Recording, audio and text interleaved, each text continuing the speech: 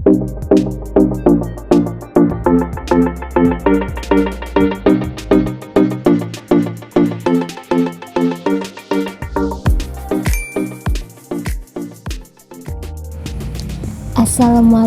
warahmatullahi wabarakatuh. Kami mahasiswi dari Universitas Cutnyadin, Fakultas Ekonomi dan Bisnis, Prodi Manajemen semester 2. Video ini dibuat untuk memenuhi tugas mata kuliah Pendidikan Pancasila dengan dosen pengampu Ibu Eliani, Sarjana Hukum MHum. Kami dari kelompok 7 terdiri dari 5 anggota kelompok yang masing-masing bekerja sama dalam memenuhi tugas dengan judul materi Pancasila sebagai Dasar Negara Republik Indonesia. Sebelum kami masuk ke pembahasan lebih lanjut, izinkanlah kami memperkenalkan diri terlebih dahulu. Yang pertama adalah Fadila Az-Zahra dengan NPM 222981153. Yang kedua adalah Della Oktaviani dengan NPM 222981095. Dan yang ketiga adalah Adinda Sahari dengan NPM 222981079. Selanjutnya dengan saya sendiri, Wafik Jarohna dengan NPM 222981084. Dan yang terakhir adalah Dira Mitasya Fadila dengan NPM 22290811094. Adapun sejarah Pancasila yaitu perjalanan panjang sejarah bangsa Indonesia dimulai sebelum dan selama penjajahan.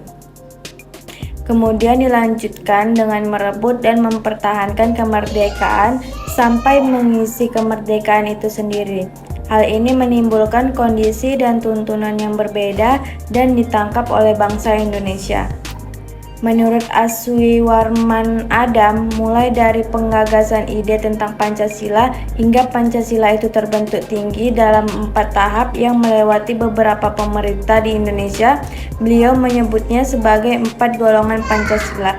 Yang pertama adalah sang penciptaan, kedua adalah masa perdebatan, dan yang ketiga adalah dilakukan rekayasa, dan yang terakhir adalah penemuan kembali.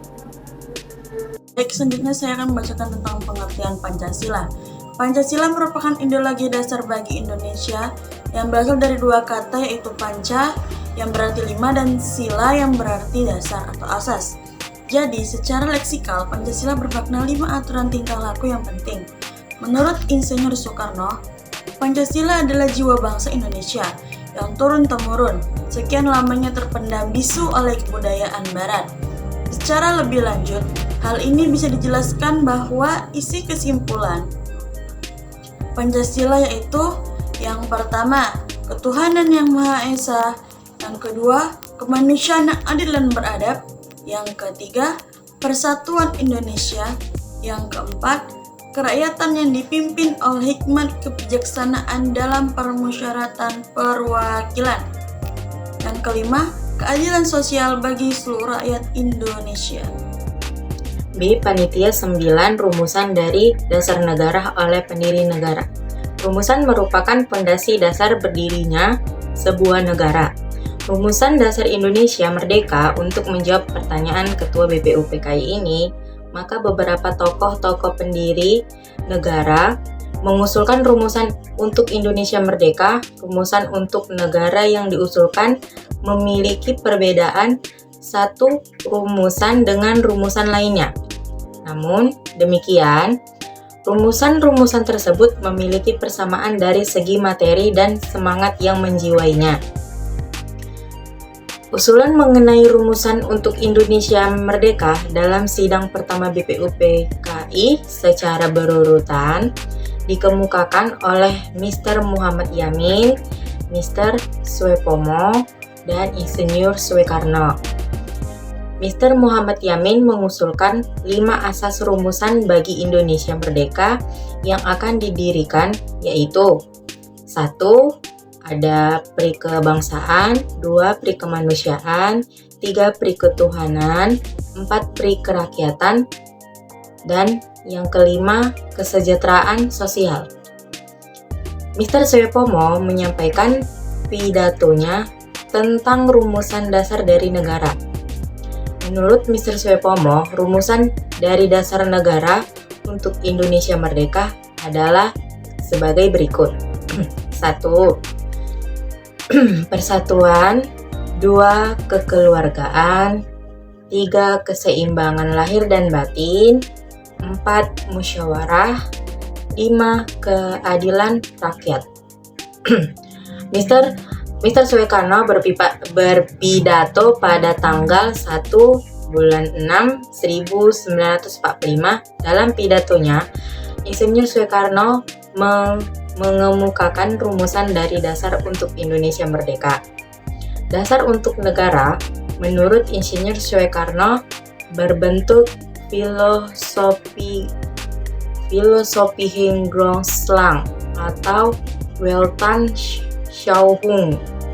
Rumusan dari dasar untuk Indonesia merdeka menurut Insinyur Soekarno adalah sebagai berikut. 1. Kebangsaan Indonesia, 2. Internasionalisme atau kemanusiaan, 3. Mufakat dan demokrasi, 4. Kesejahteraan sosial, 5. Ketuhanan yang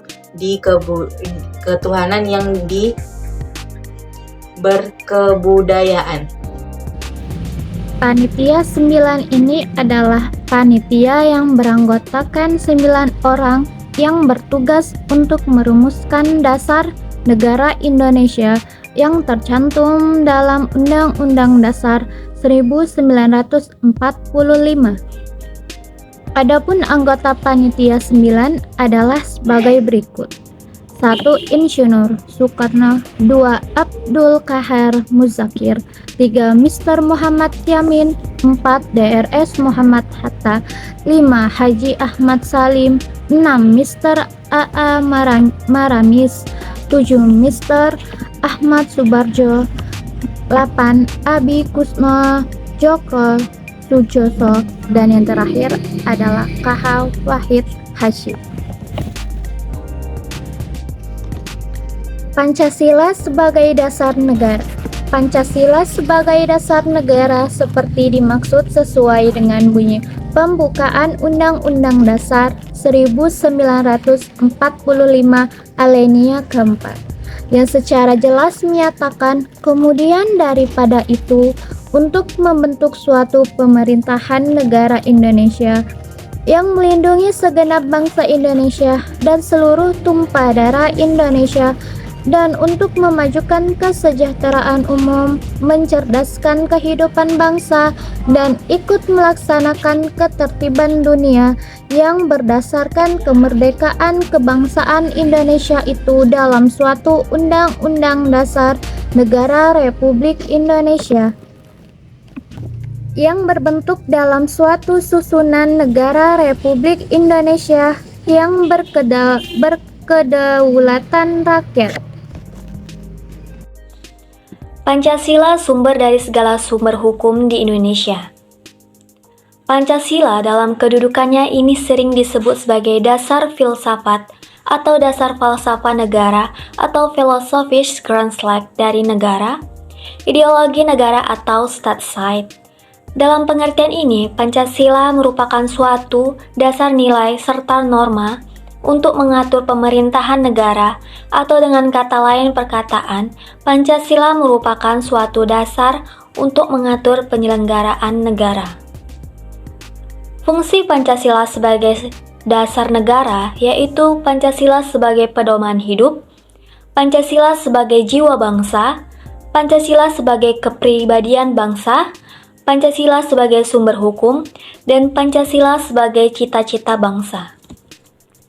Kesimpulannya, Pancasila sebagai suatu sistem filsafat merupakan suatu kesatuan organis antara sila yang satu dengan sila yang lainnya. Antara sila satu dengan sila lainnya berhubungan erat, sehingga membentuk satu struktur yang menyeluruh. Pancasila merupakan hasil proses pemikiran tentang manusia dengan Tuhan Yang Maha Esa, hubungan antar sesama manusia dengan masyarakat dan negara.